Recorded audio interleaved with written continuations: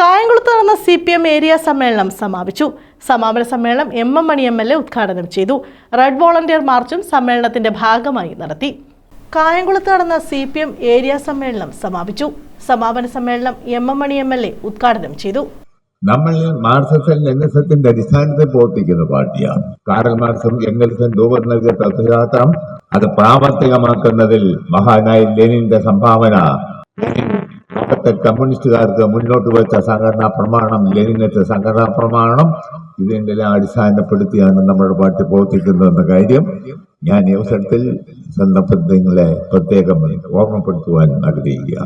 അതുകൊണ്ട് ഈ രാജ്യത്ത് പ്രവർത്തിക്കുന്ന മറ്റ് രാഷ്ട്രീയ പാർട്ടി പോലല്ല കമ്മ്യൂണിസ്റ്റ് പാർട്ടി. ഞങ്ങളുടെ പാർട്ടി കോൺഗ്രസ് തീരുമാനിക്കുന്ന ഞങ്ങളുടെ രാഷ്ട്രീയ നയമില്ല.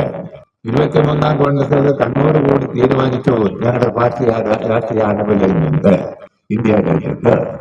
അതിന്റെ അടിസ്ഥാനത്തിലാണ് പ്രവർത്തിച്ചത്.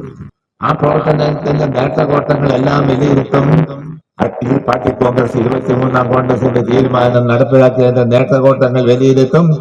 മതിരെ കൂടുന്ന 24-ാം പാർട്ടി കോൺഗ്രസ് എന്ന കാര്യവും അത് തെറ്റുകളും വീഴ്ചകളും വന്നെങ്കിൽ തിരുത്തിക്കൊണ്ട് ശരിയായ കാര്യങ്ങൾ ഉറപ്പിച്ചുകൊണ്ട് ഒരു പുതിയ നിശാബോധം, ഒരു പുതിയ രാഷ്ട്രീയ അടവില്ലയും 24-ാം പാർട്ടി കോൺഗ്രസ് ആവിഷ്കരിക്കും എന്ന കാര്യം ഞാൻ ഈ അവസരത്തിൽ ഓർമ്മപ്പെടുത്തുവാൻ ആഗ്രഹിക്കുക.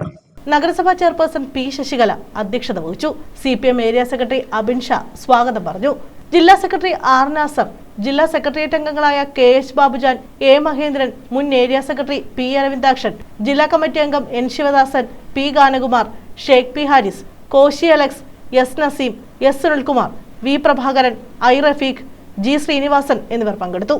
കായംകുളം GDM ഓഡിറ്റോറിയത്തിൽ നിന്നും ആരംഭിച്ച് MR രാജശേഖരൻ നഗറായ എൽബക്സ് ഗ്രൗണ്ടിൽ സമാപിച്ച റെഡ് വോളണ്ടിയർ മാർച്ചും റാലിയും ഇതോടനുബന്ധിച്ച് നടത്തി.